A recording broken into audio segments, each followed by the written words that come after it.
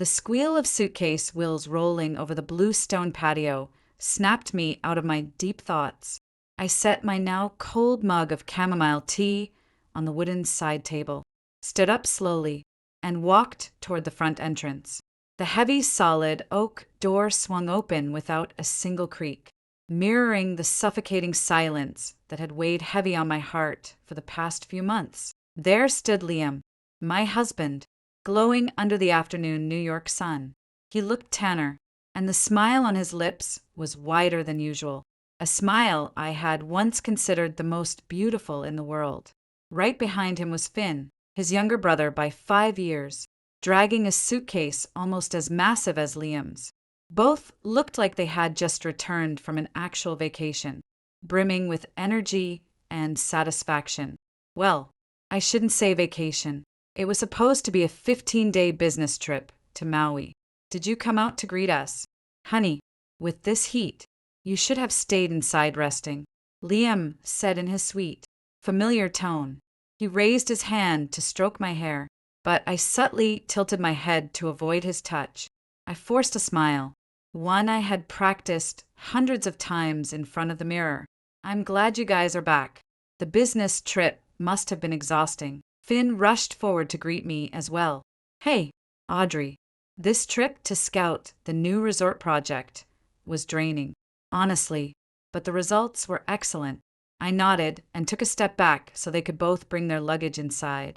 The scent of Liam's cologne, the very one I had picked out for him, flooded my senses, but now it was mixed with another scent, the nauseating stench of falsehood and betrayal. I watched the two men take off their shoes and leave their bags in the corner of the living room. They hadn't yet noticed the strange atmosphere in the house. They couldn't yet feel the storm gathering right above their heads. Where's Nora? Sweetie, Liam asked, collapsing comfortably onto the sofa and stretching his legs. Did my little girl miss me? I left her at my parents' house. She missed you a lot. She kept asking when Daddy was coming back from his work trip. I replied in a monotone voice, completely devoid of inflection. I walked to the kitchen and brought them 2 glasses of ice water. Drink up. You must be tired. Liam took the glass and downed half of it in one gulp. Finn did the same. The vibe in the living room remained eerily normal. Liam started recounting his trip, complaining about difficult partners and beautiful beaches he barely had time to enjoy because he was so busy working. Finn chimed in every now and then to prove he had been a fundamental part of the trip. I sat across from them in silence, toying with the wedding band on my ring finger, the same ring he had slipped on my hand 10 years ago with promises of eternal love and protection for a lifetime. How ironic, when their stories ran dry, when they completely ran out of things to brag about. I spoke calmly. I didn't look at Liam, but directly at Finn, who seemed to be uncomfortable with my silence. Was it a fun trip? Finn flinched and stammered. Yeah. Well, it was fine, Audrey. Mostly work. I turned to Liam, the man I had shared my life with. My glare must have been ice cold. I watched the smile vanish from his lips. He was starting to sense that something was very wrong. Liam. I called his name in a voice barely above a whisper. I have something to ask you. Sure, honey. Ask whatever you want, he replied, trying to maintain his composure. I stood up and paced slowly around the living room, my fingers lightly brushing against familiar decorative objects. Our wedding photos still hung on the main wall. In it, we were both smiling, genuinely happy. I stopped behind Liam and placed my hands on his shoulders, a gesture I used to do all the time. I felt his body tense up. I leaned in close to his ear, just loud enough so that Finn, sitting a few feet away, could hear. My voice was a whisper, but every word sliced through the air like a knife. She is HIV positive. Did you know? The room seemed to freeze. I could vividly feel the shoulders beneath my hands begin to tremble violently. I pulled my hands away, walked back to my chair, sat down, and calmly crossed my legs. I looked at the two men in front of me. The smiles, the arrogance, the comfort from moments ago had vanished without a trace. In their place were two faces pale as a sheet of paper, completely drained of blood. Liam sat petrified on the couch, staring at me with wide, bulging eyes, unable to process what he had just heard. Finn was in even worse shape. He jumped up as if he'd been burned, then collapsed back onto the sofa, his head in his hands, mouth hanging open, unable to articulate a single word. The silence stretched out until it became unbearable. I could hear the ticking of the wall clock, every second hammering the growing panic into the hearts of these two sinners. My masterpiece had just begun.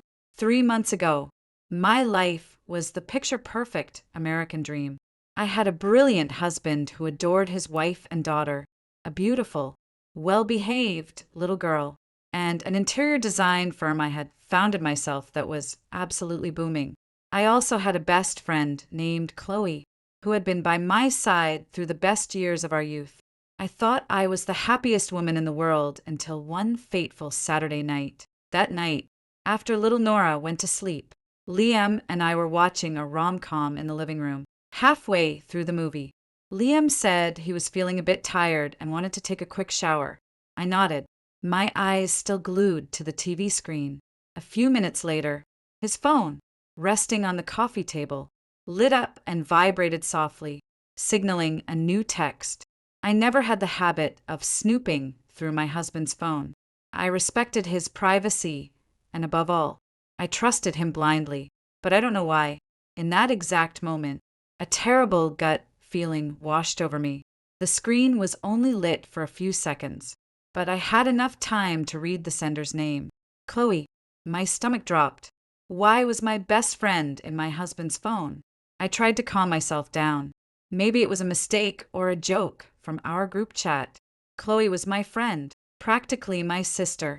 She was Nora's godmother. It was impossible, but curiosity and anxiety gnawed at me. With trembling hands, I picked up Liam's phone. The passcode was my birthday. I took a deep breath and unlocked the screen. Chloe's text appeared before my eyes. Short, but enough to shatter my entire world. I miss you and the way you smell. I read that sentence over and over, each word stabbing into my heart like a needle. A lump formed in my throat. I scrolled up to read the older messages, a barrage of sweet talk, clandestine hookups, and the blatant lies they had used to deceive me. How long had they been together? How was it possible that I, the wife and the best friend, had become the fool in my own life story? The sound of the shower stopped. I quickly put the phone back exactly where it was, trying to keep my cool. But a hurricane was raging inside me.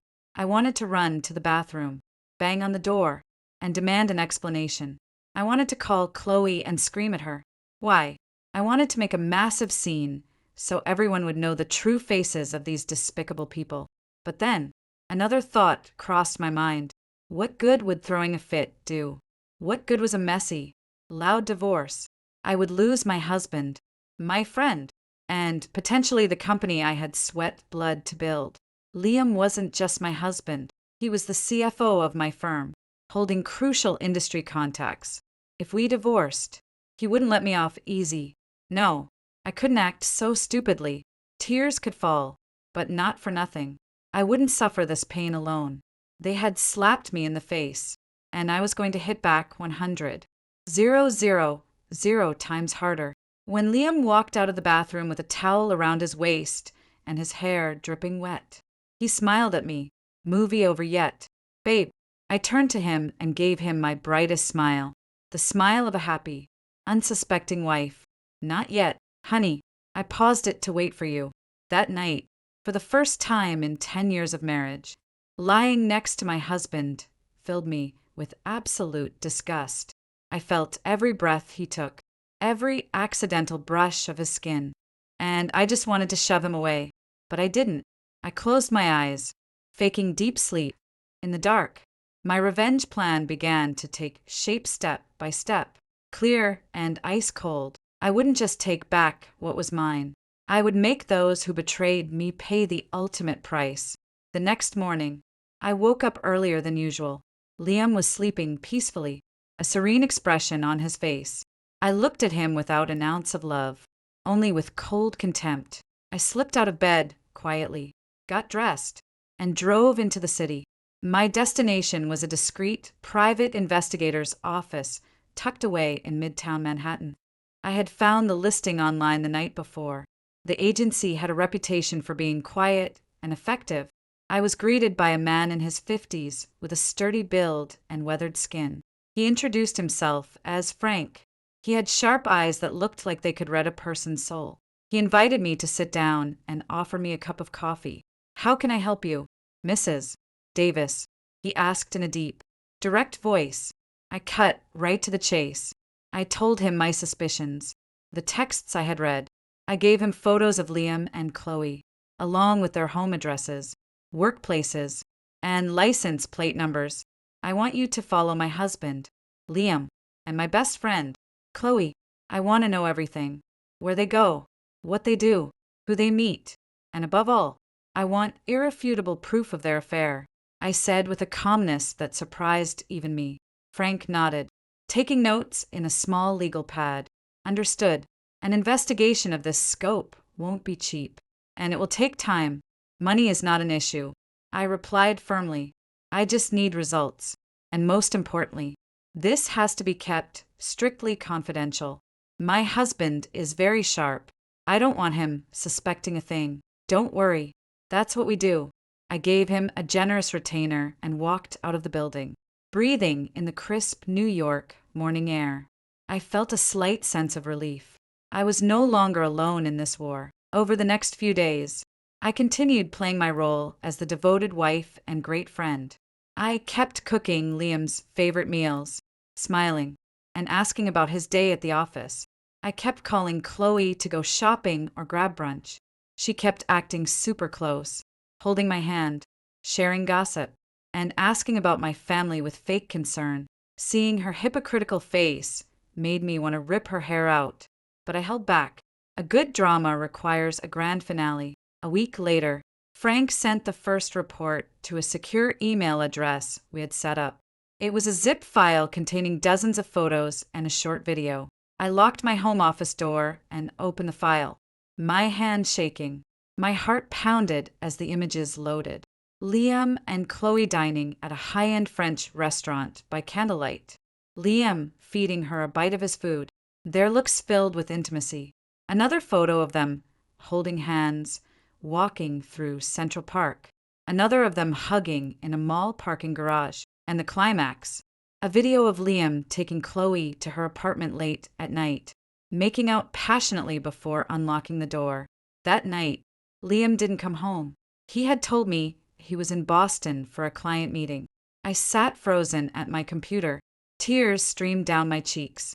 Even though I was prepared, seeing the proof with my own eyes broke my heart. The man I loved, the woman I considered sister, had trampled on my love and trust. But I didn't allow myself to break down.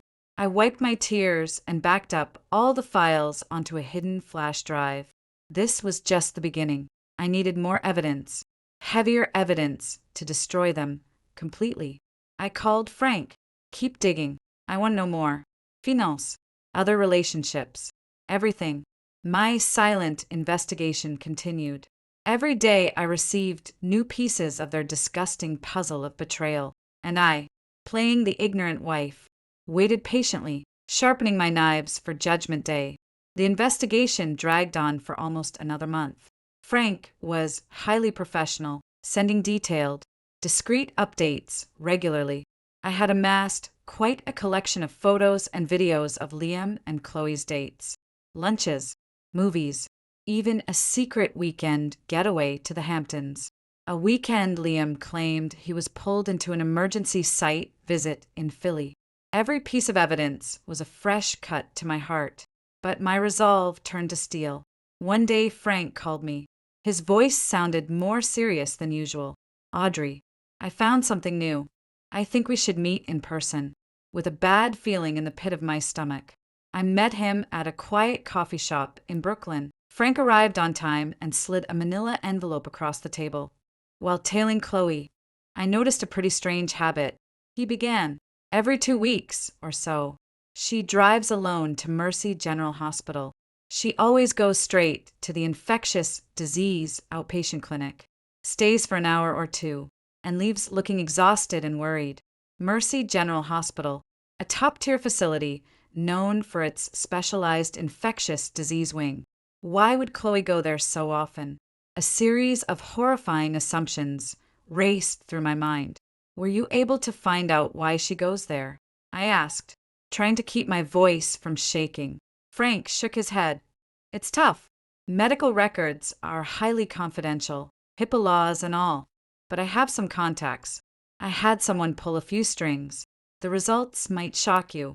With that, he tapped the envelope. My hands were freezing as I touched it. Inside was a single folded sheet of paper. I unfolded it slowly. It was a copy of a medical intake summary. At the top, her personal info, Chloe Evans, date of birth, address, everything matched. But what made me stop breathing was the diagnosis circled in red marker. HIV, positive, clinical stage 2, currently on antiretroviral therapy. ART, since the 15th of May, 2021. The 15th of May, 2021. 3 years ago, she had carried this disease for 3 years without saying a word to her best friend. 3 years of hugging and kissing my daughter, eating and drinking at my dinner table. And the most terrifying part, 3 years of sleeping with my husband, the man who slept in my bed every single night. My whole body trembled, not from anger, but from primal fear, a fear that seeped into every cell of my body. I could be infected. My daughter, Nora. I couldn't bear to keep thinking, is this information verified? Frank, I asked, my voice cracking.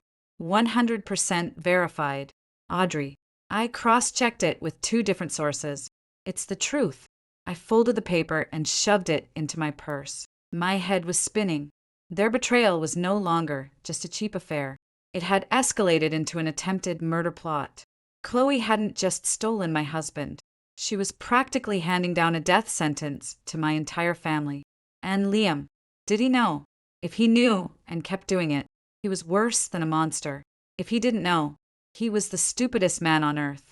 I paid Frank an even larger bonus than we agreed upon. He deserved it. This information was the ultimate weapon I needed. It changed my entire plan. Now, I didn't just want to ruin them financially. I wanted them to live with the exact same terror, paranoia, and pain I was experiencing. When I left the coffee shop, I didn't go home. I drove straight to a trusted private clinic to get an HIV test. The pinch of the needle, watching my own blood fill the vial, left me feeling entirely hollow. The results would take 3 days, probably the longest 3 days of my life. During those 3 days, I lived like a ghost in my own home. Fear and rage consumed me. I avoided all physical contact with Liam, using work stress as an excuse. He didn't seem to care much. His mind was entirely occupied by his secret dates. It was during these days that another suspicion began to grow. Chloe was very pragmatic.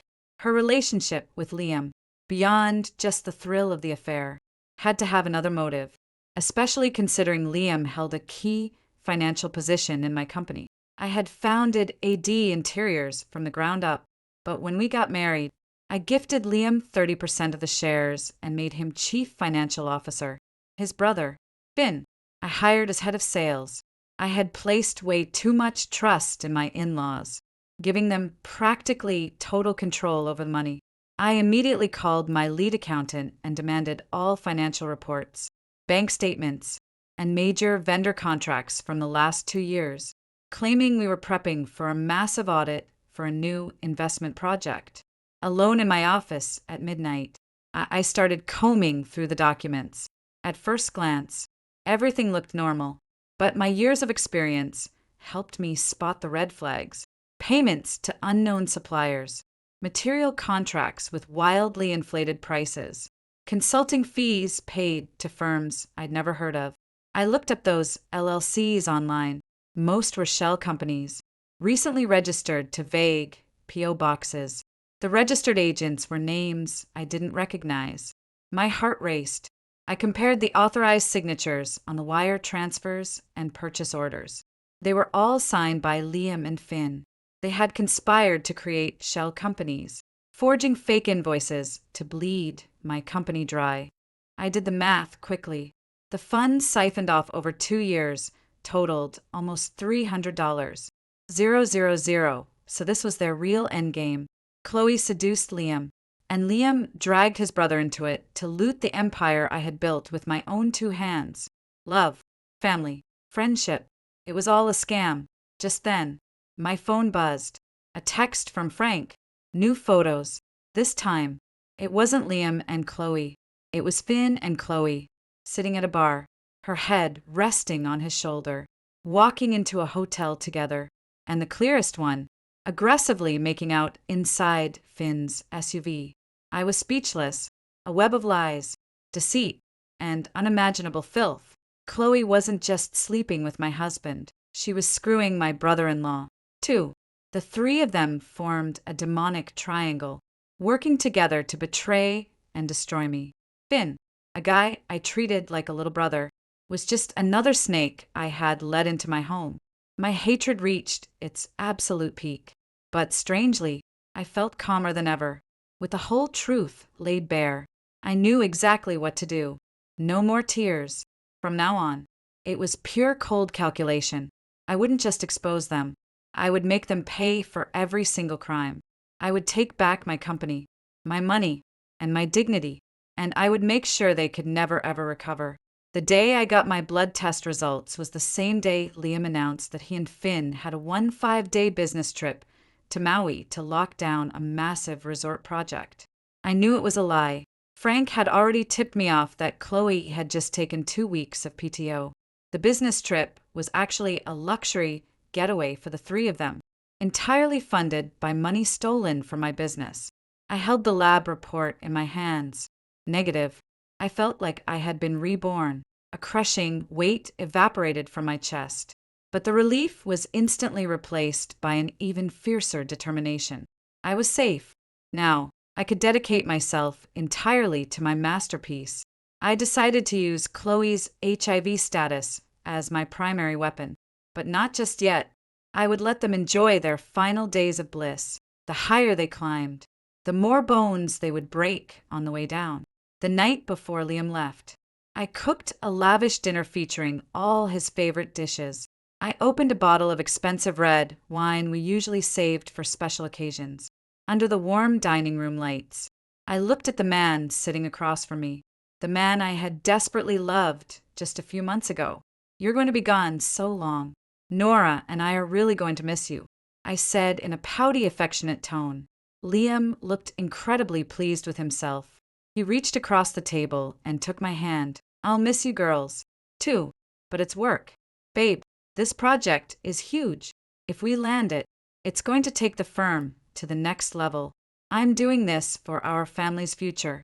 I smiled. The perfect, devoted wife smile. I know. You always work so hard for us. Go and don't worry about a thing. I've got everything handled here. After dinner, I packed his suitcase for him. I grabbed his largest bag, carefully folding his dress shirts and slacks. I packed his vitamins, his toiletries, and a high-end SPF 50 sunscreen. The sun in Hawaii is intense. Reapply constantly. I don't want you coming back, so burnt I don't even recognize you, I said while zipping his toiletry bag, acting as if I genuinely believed he was going to be on job sites. Liam leaned against the doorframe, watching me with a faint glimmer of guilt. Maybe he had a shred of conscience left. Or maybe he just felt bad for conning such a flawless wife. Thanks, babe, he said, walking up behind me and wrapping his arms around my waist. You're always so thoughtful. I suppressed a shudder and faked normality. I turned around, looped my arms around his neck, and gave him a soft peck. It's nothing. I'm your wife. Have a safe trip. That night, he wanted to be intimate. I didn't refuse. I played along, fulfilling all his desires, but inside I was intensely nauseated. I closed my eyes, telling myself I was just granting a final meal to an inmate on death row. The next morning, I woke up early to make him coffee and breakfast. I walked him to the front door, straightened his collar, and gave him a dozen reminders. Finn was already idling in his luxury SUV at the end of the driveway. Have a great trip. Come home soon, I called out, waving. Liam smiled and waved back. The SUV disappeared around the corner. The smile instantly dropped from my face, replaced by a terrifyingly cold glare. Go, have fun, because when you get back, hell is going to be waiting for you right here. The best part of my show hasn't even started. The 15 days Liam and Finn were away were 15 days of total freedom for me to execute the next phases of my plan. I dropped Nora off at my parents' house, telling them I was swamped with a major project at the firm and needed them to watch her. They bought it and encouraged me to crush the project. My primary focus those days wasn't the office. It was planting the first seeds of paranoia. My first target was Finn. Compared to Liam, Finn was immature and psychologically fragile. On the 5th day of their trip, I called him. I knew that given the time difference, they were probably drinking on a beach or at a luxury resort in Maui. Hey, Audrey. Finn's voice sounded surprised and slightly on edge. Hey, it's me. I hope I'm not interrupting. How's the work going out there? I asked, playing the concerned sister-in-law. Good. Really good. Audrey, we're in a meeting with the partners right now. He stammered. That's great. Listen, the reason I called is that I was at the office yesterday reviewing some old vendor contracts, and I saw a couple of weird discrepancies. I'm going to need you to clarify. When you get back, stop by my office. Oh, okay. I kept my voice light, but the message was clear. I am looking into your paperwork. Yeah, for sure. First thing when I get back. Great. Anyway, let you get back to work. Oh, and by the way, I paused, acting as if the thought just popped into my head. You've been looking a bit pale and under the weather lately. Take care of yourself. I'm actually scheduling full panel medical exams for the entire executive team soon. I figured we should add some comprehensive blood panels just to be safe. With all the crazy viruses going around these days, it's better to be safe than sorry. Right. I heard Finn audibly gulp on the other end of the line. Thanks for looking out. Audrey, anytime. We're family. All right. Bye. I hung up with a freezing smirk. I knew those few sentences had planted a massive bomb in Finn's head. He would immediately start spiraling, wondering why I was suddenly auditing old contracts, why I mentioned full panel medical checkups, and why I wanted comprehensive of blood work. But that wasn't enough. A few days later, I drove over to Finn's apartment. I had a spare key his mother had given me for emergencies. I went in during the afternoon when I knew nobody would be around. I didn't rummage through anything. I just went to plant a flag. I walked into the kitchen, poured myself a glass of water, and purposely left my signature pearl hairpin on the kitchen island. It was a designer piece. Finn would instantly recognize it as mine. Then, I walked into his bedroom. Sitting on his nightstand was a small framed photo of him and Chloe, looking incredibly cozy. I picked up the frame, stared at it for a second, and placed it face down on the nightstand. A small gesture with a deafening message. I know everything. Before I left, I did one last thing. I took out my phone and snapped a few photos of the bedroom, specifically zooming in on the face-down photo frame. Then, using an encrypted burner email, I sent those photos, no subject line, no text, directly to Chloe's personal email address. I locked the door carefully and left. I could perfectly picture the ensuing chaos. Finn would get home, find my hairpin, see the flipped photo, and absolutely panic. He would frantically call Chloe to ask what she did. And when Chloe opened that anonymous email, she would lose her mind. Distrust, accusations, and paranoia would rip them apart. An alliance built on lies crumbles at the slightest breeze of suspicion. I knew for a fact the last 10 days of their paradise vacation had morphed into a living, breathing nightmare.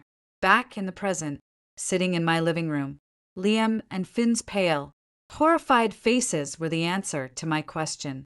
They knew, or at least they suspected, the truth. My psychological warfare over the past 2 weeks had worked flawlessly. Liam was the first to react, stammering, desperately grasping for a lifeline. What? What are you talking about? I don't understand. I scoffed. You don't understand. You just spent 15 days screwing her in Hawaii, eating together, sleeping together, doing God knows what, and you're sitting on my couch telling me you don't understand. Every word was a bullet to Liam's chest. He couldn't deny it. His face shifted from pale to a sickly gray. Finn, sitting next to him, was shaking like a leaf. How do you know? Finn whispered, utterly terrified. How I know is irrelevant. What matters is that what I know is a fact. I answered with a voice made of ice. I grabbed my designer tote, pulled out a thick manila folder, and slammed it onto the coffee table. See for yourselves. The first document was the photocopy of Chloe's medical intake form. The words HIV positive, which I had highlighted in neon yellow, practically jumped off the page. Liam picked up the paper with trembling hands. His pupils dilated in pure horror. The paper slipped from his fingers. He slumped back against the sofa, gasping for air as if he were drowning. Finn grabbed another piece of paper. It was the photo of him and Chloe making out in his SUV, his face drained of all color, and he dropped it like it was on fire. No, that's impossible. She told me she was perfectly healthy. Liam mumbled. His eyes glazed over. Healthy? I sneered. A healthy person who for the last 3 years has been sneaking into the infectious disease wing at Mercy General twice a month to manage her viral load. Do you actually believe that? Or were you just tricking yourself into thinking she went there for allergies? I stood up and walked over to Liam, staring down into his eyes, which were now brimming with despair. I'm going to ask you one last time. Liam, before you slept with her, did you know she was sick? This time, Liam couldn't even look at me. He dropped his head, digging his fingers into his hair. His silence was a confession. He didn't know. This idiot had been played by his mistress and his own brother. He had essentially signed his own death warrant. I felt absolutely no satisfaction looking at his pathetic state. I only felt disgust. A man who threw away his family, his career, and possibly his own life just to chase a thrill. He didn't deserve another second of my emotional energy. All right, I said, smoothing my skirt and regaining my composure. Your health issues are your problem. Let's talk about something else. I walked back to the table and flipped to the next section of the dossier. The forged contracts. The fraudulent wire transfers featuring Liam and Finn's signatures. Almost $300. 000 in 2 years. You two are real artists. Boys, embezzling corporate funds to bankroll a sick mistress. Do you feel like big, tough men? At that moment, both Liam and Finn's heads snapped up. The terror in their eyes was somehow even worse than when they saw Chloe's medical records. They couldn't fathom that on top of the infidelity, I had completely unraveled their corporate fraud scheme. I had boxed them into a corner with 0 exits. Since that fateful afternoon, our house became a tomb. Finn had bolted out the door the second I brought out the embezzlement proof. He didn't dare look at me or say a word to his brother. He just grabbed his suitcase and ran like a thief in the night. That left just Liam and me in the massive house. But the distance between us was wider than an ocean. We slept in separate rooms. I moved all his belongings into the guest bedroom and strictly forbade him from setting foot in the master suite. Liam didn't argue. He accepted his fate in silence, lingering like a ghost. He was no longer the confident, handsome executive. He was a dead man walking, consumed entirely by paranoia. I knew he wasn't sleeping. At night, I could hear him pacing in the next room, sighing heavily, muttering to himself. He lost weight rapidly. Dark, hollow circles formed under his eyes, and his skin took on a grayish tint.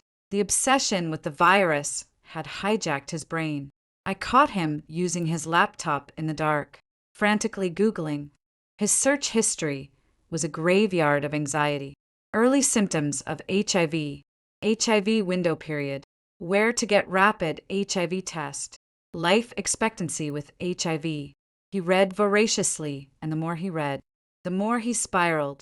A simple rash or a pimple sent him into a frenzy, examining himself in the bathroom mirror with eyes full of dread. He developed a dry cough from the changing weather, but in his mind, it was tuberculosis, an opportunistic infection. He was living in a customized hell, built entirely of his own paranoia. About a week later, I knew he had reached his breaking point. That morning, he told me he had to go to the office early. I had already texted Frank to tell him. Liam didn't go to the office. He drove to a highly discreet private clinic on the Upper East Side, wearing a surgical mask and a baseball cap pulled low. He snuck into the lab testing center from the comfort of my kitchen island. I scrolled through the photos. Frank texted me. Liam sitting in the waiting room, hands clasped between his knees, staring at the floor. Liam wincing as a nurse drew blood from his thin, shaking arm. Seeing him like this didn't spark a single ounce of pity in me. This was the tab he had run up, and it was time to pay. The rapid results would take a few hours, but the definitive lab confirmation would take several days. Those days of waiting were pure psychological torture for him. He became irritable, jumping out of his skin every time a phone rang. He was terrified of hearing a death sentence, but simultaneously desperate for the waiting to end. I remained made of stone. I never asked how he was feeling. I only talked about the business and the stolen money. I demanded a line-by-line accounting of the missing funds. Every time I brought up the money, Liam physically shrank, begging for more time. His brain literally couldn't process financial spreadsheets right now. The only thing that mattered to him was the lab result. I knew his spirit was completely broken. The wild beast in him was caged by fear. And I, the hunter, just had to sit back and wait for the perfect moment to deliver the kill shot. While Liam withered away in his own house, I cast my net of terror over the other two targets, Finn and Chloe. I wanted them to experience that same sensation of being buried alive, the agonizing wait for the guillotine to drop. I called Finn first. Since that day in the living room, he hadn't shown up to the office or contacted me. He had turned his phone off, trying to lay low, but Frank's guys were on him. I knew exactly where he was. I used a burner number to call him. After a few rings, he answered, sounding paranoid. "Who is this?" "It's me," I replied coolly. "How long are you planning on hiding? Do you really think ghosting is going to fix this?" Silence on the other end. I could hear his shallow, panicked breathing. "Audrey, what do you want?" he asked, his voice trembling. "I don't want anything. I just called to give you a quick update," I said, dragging my words out slowly. "A friend of mine who works at Mercy General did me a favor and looked into Chloe's file yesterday. He told me her condition has taken a really bad turn recently. Her attending physician, a doctor, Miller, apparently a very smart guy, is running out of options. They say she's developed multiple opportunistic infections. Basically, her immune system is completely shot. I made the entire thing up. I didn't know her doctor's name or her current viral load, but I knew these lies would act like acid on Finn's brain. What are you saying?" he stuttered. "I'm not saying anything. I just feel bad for you. A young, naive guy manipulated out of his money and his health by a sick woman. You really need to go get a full blood panel done immediately. Finn, actually, go straight to Mercy General. They have the best infectious disease lab. Tell them you're a close contact of patient Chloe Evans. Tell them you need to see Dr. Miller in Clinic 3. They'll probably fast-track your blood work." With that, I hung up. I didn't give him a chance to respond. I knew Finn would swallow it hook, line, and sinker. He'd think I had spies everywhere, that I knew the exact names of the doctors involved. His fear would multiply exponentially. Not only was he terrified of the virus, but he was terrified of me. Next up was Chloe. For her, I needed a much more twisted psychological approach. I called her from my actual cell phone. "Hey, Audrey. Wow, it's been a minute." Chloe's voice was painfully forced, laced with anxiety. "Hey, yeah, I've just been swamped," I replied, sounding as warm and friendly as if nothing had ever happened. How are you? The last few times I asked you to grab coffee, you bailed. Are you mad at me or something? No. Oh my God. No. I've just been so crazy busy at work. She practically tripped over her words to reassure me. Gotcha. Well, take care of yourself. Oh, hey, I just remembered something random. I was at a medical fundraising gala the other night and met this doctor named Dr. Miller. He works out of Mercy General. He seems incredible, like top of his field in rare and infectious diseases. I grabbed his card just in case a friend or family member ever needs a referral. Do you want his number? It might be good to have just in case. I heard a sharp clatter on the other end of the line, like she had dropped a coffee mug or her keys. When she spoke again, her voice was stripped of all its fake cheer. Why? Why would you bring that up? Just because he seemed like a great doctor and I wanted to share the contact. What's wrong? You sound weird. Are you feeling okay? I faked genuine concern. No, I'm fine. I'm just really busy right now. I have to call you back. Click. I smiled. Target neutralized. Dropping the name Dr. Miller and Mercy General to both of them would inevitably make them suspect each other. Chloe would assume Finn spilled her deepest secret to me. Finn would assume Chloe had confessed everything. One stone, two very dead birds. Now I just had to sit back and watch these two snakes eat each other alive. Shared fear doesn't fade. It mutates into a toxic epidemic that would choke the life out of both of them. The perfect moment for my endgame had finally arrived. It was the evening I knew Liam was scheduled to get his final definitive lab results via the patient portal. Whatever the result was, his mental state would be shattered into a million pieces. I prepared a simple dinner and waited for him at the dining table. Liam walked through the front door, looking like a ghoul. His face was gaunt. He sat down at the table without saying a word, gripping his iPhone with white knuckles. The screen was lit up, displaying an email notification from the lab. I didn't need to ask to know the result, and I didn't bring it up. Instead, I slid a brand new folder across the table. Look at this, I said calmly. It's a full audit of the firm's current finances. Liam looked up with dead, exhausted eyes. Audrey, I really can't process spreadsheets right now. Can we do this later? No, we can't do it later. I snapped, adopting a firm, business-like tone. Because of what you and your brother did. The company is on the brink of bankruptcy. We owe hundreds of thousands to our vendors. Our biggest partners are threatening to pull their contracts. If we don't get a massive capital injection by tomorrow, everything we've built is going under. It was, of course, a complete lie. AD Interiors was running perfectly fine under my control. But Liam was so blinded by panic, he couldn't see straight. All he heard was that on top of a potential death sentence, he was now staring down the barrel of a federal indictment for wire fraud. What do we do? He asked, absolute despair in his voice. I've already found a solution, I said, playing the competent.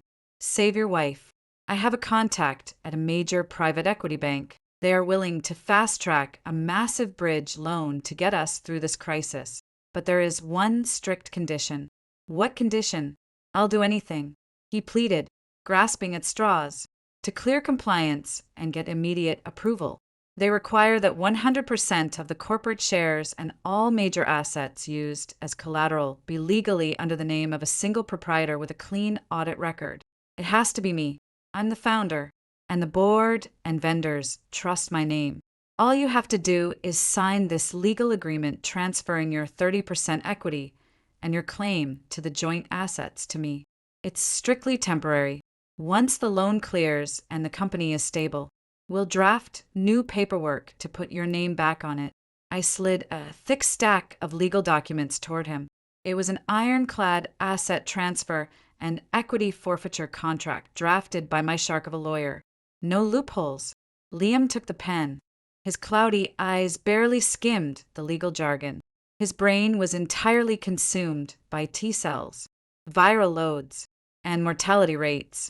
The company and the money didn't matter to him anymore. He just wanted to cling to me. the only person standing between him and federal prison. "Okay, I'll sign," he said without hesitation. I handed him a pen. He gripped it with a shaky hand and signed the bottom of every page. His signature, which used to be bold and arrogant, was now a weak, illegible scribble. When he finished, I calmly gathered the papers, tapped them on the table, and slid them into my leather briefcase. It was done. This multi-million-dollar house, the investment accounts, the luxury cars, the company, everything was now legally, indisputably mine. "Thank you for trusting me," I said, offering a tight smile. "Go get some sleep. I'll handle the lawyers." Liam nodded numbly and shuffled off to the guest room, watching his hunched, pathetic posture walk away. I didn't feel a drop of sympathy. He had just signed away his entire existence. From this exact second forward, he was officially a man who owned absolutely nothing, just as I had calculated. My phone calls acted like venom, completely dissolving whatever sick loyalty remained between Liam, Finn, and Chloe. Paranoia morphed them from co-conspirators into vicious enemies. Frank updated me the next day. After my call, Finn had gone to Mercy General. He didn't have the guts to go inside. He just paced the sidewalk, trying to peer into the lobby to spot Clinic 3. Obviously, he found nothing, which only solidified his delusion that I was pulling the strings behind the curtain. Meanwhile, Chloe was having a total meltdown. She blew up Finn's phone, screaming at him, accusing him of leaking her medical history to me. Finn swore up and down he hadn't, but she didn't believe a word of it, fully convinced he had thrown her to the wolves to save his own skin. The boiling point was a secret meetup between Liam and Finn at a sketchy diner in Queens. Frank Skye was sitting in the booth behind them, recording the whole thing. "Tell me the truth, right now. Did you know she was sick from the beginning?" Liam growled, his eyes bloodshot. "I didn't. I swear to God I didn't know." Finn defended himself, throwing his hands up. "You were the one who started sleeping with her first. Why are you blaming me? I started it, but you were screwing her. 2. You knew something was wrong with her, and you didn't tell me. You wanted me dead." Liam slammed his fist on the formica table. "That's ___, I'm a victim here." 2. Finn yelled back. "She played me. She told me she was going to leave you for me, and she never said a word about being sick. Hell, what if you gave it to her? What the __, did you just say?" Liam lunged across the table, grabbing Finn by the collar of his jacket. "If my labs come back bad, I'll kill you with my bare hands." The fight spiraled out of control. They hurled insults, blaming each other for the entire disaster. They weren't brothers anymore. They were two cornered rats trying to chew each other's throats out. "This is all your fault. If you hadn't gotten so greedy with the corporate accounts, Audrey wouldn't be digging into us." Liam spat. "Oh, you've got some nerve. You weren't complaining when we were splitting the wire transfers. You're the CFO. You approved the fake invoices. If I go to federal prison, I'm taking you down with me." Finn shoved Liam off him. The diner manager had to step in and threaten to call the cops before they finally separated, storming out in opposite directions, fueled by pure hatred, listening to the audio file in my office. I laughed out loud. Their brotherhood was as cheap as their morals. I had successfully divided and conquered. They were now isolated, terrified puppets, and I held every single string. My revenge was entering its final act. With all the assets secured in my name, I needed to lock down the embezzlement evidence for the authorities. The initial $300, 000, I found was just the surface. Working in total secrecy with my accountant and a forensic lawyer, we audited the books going back 5 years. What we found was staggering. They had registered a shell LLC called L&F Builders under the name of Liam's distant cousin, who had absolutely no idea her identity was being used. This shell company was their vacuum cleaner. Almost all of our major commercial renovations subcontracted out to L&F Builders, allowing Liam and Finn to approve wildly inflated materials costs and bill for phantom labor.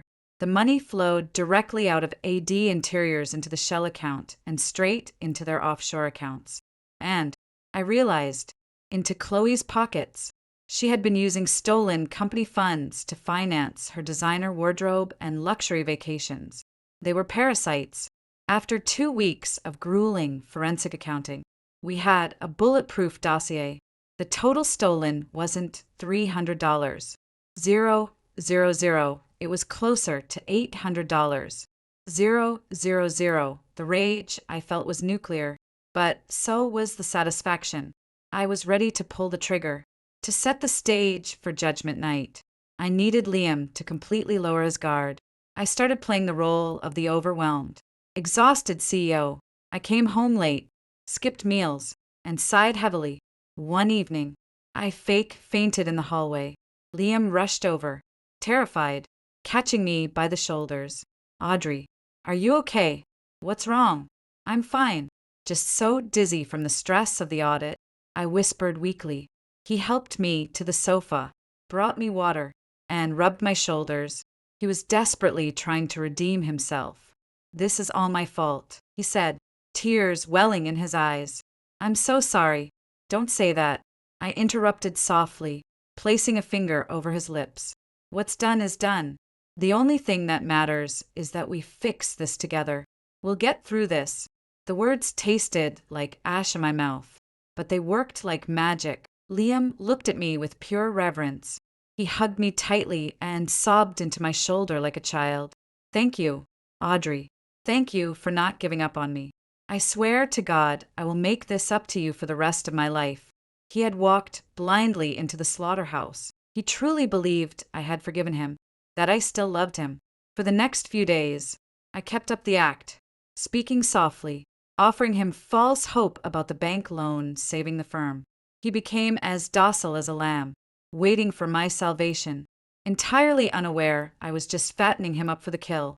I picked a Saturday night. Nora was safely having a sleepover at her grandparents' house in Connecticut. I didn't cook dinner. I just brewed a pot of black coffee and set up the living room exactly like a courtroom. When Liam walked in from the garage, he saw me sitting in the leather armchair, my face set in stone. "Sit down. We need to clear the air," I said coldly. I laid the evidence out on the coffee table, one piece at a time. The PI's dossier of his affair, Chloe's HIV records, the forensic audit proving the $800, 000 embezzlement, and finally, the signed legal contract transferring 100% of his assets and equity directly to me. Liam's face completely collapsed. The realization hit him like a freight train. My kindness, my forgiveness, the bank loan, it had all been a masterclass in manipulation. "Audrey," he stammered, his jaw trembling. I smiled, a vicious, predatory smile. "Did you really think I was that stupid? That I would just cry and forgive you for bankrupting my company and sleeping with my best friend? You severely underestimated me. Liam, after 10 years, I gave you everything.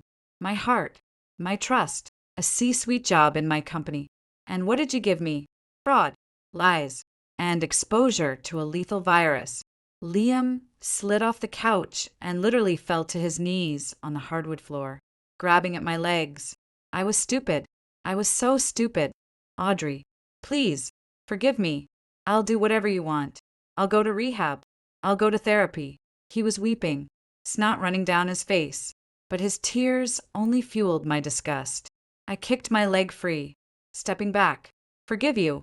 You gave up the right to ask for forgiveness the second you forged that first invoice." Just then, the front doorbell rang aggressively. I knew exactly who it was. I walked over and yanked the door open. Chloe stood on the porch, looking haggard and unhinged. She pushed past me into the house. "Where is he? Where is Liam?" she shrieked. When she saw Liam sobbing on his knees and the dossiers spread across the table, her blind rage morphed into stark panic. What is all this? Audrey, why don't you ask your boyfriend?" I crossed my arms. Liam looked up, his face contorting into pure, venomous hatred. You. This is all your fault. You ruined my life. Me. Chloe screamed back. You manipulated me. You promised you were leaving your boring wife for me. Shut up. You diseased _. You knew you were sick and you didn't tell me. You practically tried to murder me. Liam lunged up from the floor, getting in her face. They started screaming at the top of their lungs, exposing every filthy detail of their affair, airing out all their dirty laundry right in my living room. I stood back and watched the fireworks in silence. In a moment of absolute hysteria, Chloe lunged toward the console table, grabbing a heavy brass letter opener. You ruined my life. I'll kill you, she screamed, charging directly at me. I was ready for it. I stepped back smoothly. Liam, reacting purely on instinct, jumped in front of me to block her. In the chaos, the sharp brass blade sliced a deep, jagged gash down Liam's forearm. Blood immediately spurted out, soaking his white dress shirt. He roared, clutching his arm. Chloe froze, dropping the bloody letter opener onto the rug, suddenly realizing what she had just done. The room fell dead silent, taking full advantage of their shock. I pulled out my phone and dialed 911. 911, what's your emergency? Yes, I need police and an ambulance immediately. There is a woman in my home who just attacked us with a weapon.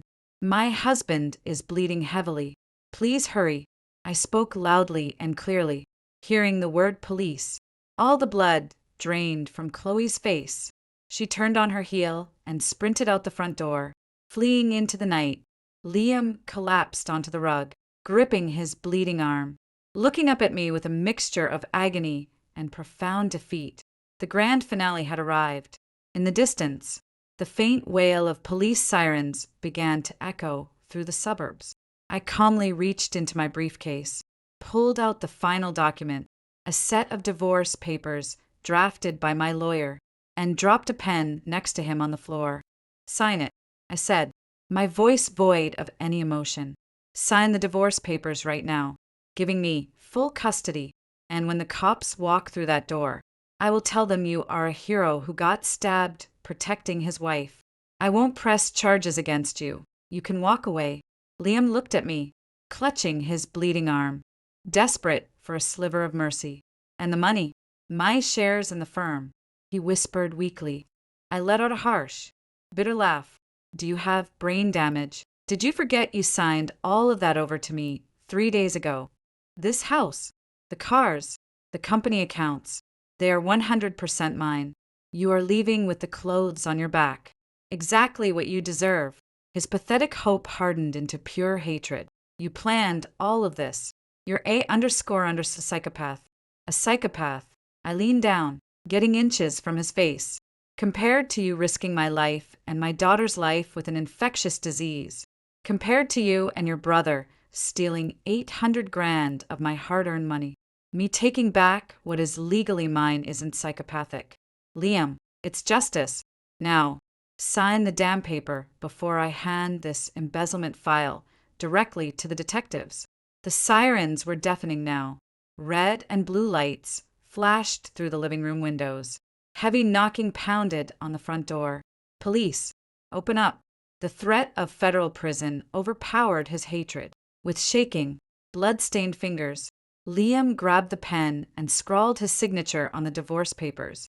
That messy signature was the official death certificate of our marriage and his entire privileged life. I snatched the papers, tucked them into my folder, and walked over to open the door. I played the traumatized wife perfectly, explaining to the officers that Chloe Evans had broken in and attacked me, and my brave husband had been stabbed defending me. While the paramedics bandaged Liam's arm and the cops took statements, I slipped into the kitchen and made one final phone call. Frank, it's Audrey. Call your contacts at the FBI White Collar Division. Finn is currently at the corporate office trying to shred documents. Tell them to raid the building right now. Catch him red-handed. I knew Finn would panic and try to destroy the paper trail. I wasn't going to let him get away with it. I hung up the phone and looked out the kitchen window. The New York night sky was clear and bright. But for the three of them, the apocalypse had just arrived. The following weeks played out exactly as I had orchestrated. Chloe was arrested at a motel that same night. The charges for aggravated assault and intentional concealment, reckless transmission of a biological agent, HIV, made headline news. Once the story broke, several of her former flings came forward, some of whom had also contracted the virus. The DA threw the book at her. She took a plea deal for 8 years in state prison. Finn was arrested in his office, his hands quite literally in the shredder. With the forensic dossier I anonymously mailed to the feds, he didn't stand a chance. He flipped on everyone, confessed to the wire fraud, and was sentenced to 3 years in federal prison. My ex-mother-in-law called me, sobbing and begging me to drop the charges against her son. I hung up and blocked her number. It was the price he had to pay. And Liam received his own ultimate sentence. His lab results finally cleared. HIV positive. He completely broke, penniless, jobless, and blacklisted from the corporate world. He sold his designer watches to pay for a bus ticket and vanished from the East Coast entirely. As for me, I went back to the clinic 3 months later, the standard window period for a conclusive HIV test. When the doctor handed me the paper and I saw the bolded negative, I broke down crying in the exam room, tears of sheer relief, tears of liberation. I was safe. Nora was safe. The nightmare was officially over. The divorce was finalized rapidly. Because Liam defaulted and didn't contest it, the judge granted me sole legal and physical custody of Nora and upheld the asset of transfer. Liam's court-appointed attorney handed me a letter from him. It was a pathetic, rambling apology begging me to speak well of him to our daughter. I tossed it straight into the fireplace without replying. A year later, Nora and I had started a brand new life. We moved out of the suburbs and into a stunning penthouse in Manhattan. Adi Interiors, now completely under my control and rid of the dead weight, was pulling in record profits. I was recognized in industry magazines as a fierce, independent powerhouse CEO. I told Nora that her father had taken a very long job overseas. I keep his memory neutral for her. It's the absolute last courtesy I will ever extend to the man I once loved. Today would have been our wedding anniversary, but I don't feel a single ounce of sadness. I took the day off and drove out to a quiet beach in the Hamptons, a place that used to hold so many memories. Standing in the sand, looking out at the Atlantic Ocean, I reflect on the brutal year that passed. I was pushed to the edge. I was broken, but I rebuilt myself into something unbreakable. My phone buzzes in my pocket. It's a text from Dr. Ian, a charming, brilliant cardiologist I met at a gala a few months ago. He's been respectfully pursuing me ever since. Where are you hiding? Are you free tonight? I know a great spot in the West Village that makes an unbelievable butternut squash soup. I'm sure Nora would love it, too. I smile. A real, genuine smile. I'm out at the beach getting some fresh air. I am free tonight. See you at 7:00. Don't forget the soup. I slide the phone back into my pocket and take a deep breath of the salty ocean air. One dark, ugly chapter of my life has officially closed. A new one, bathed in sunlight and actual hope, is just beginning. Trust, once shattered, is nearly impossible to rebuild. Every selfish choice carries a devastating consequence. If you found this story compelling, don't forget to like, share, and subscribe to the channel for more stories like this.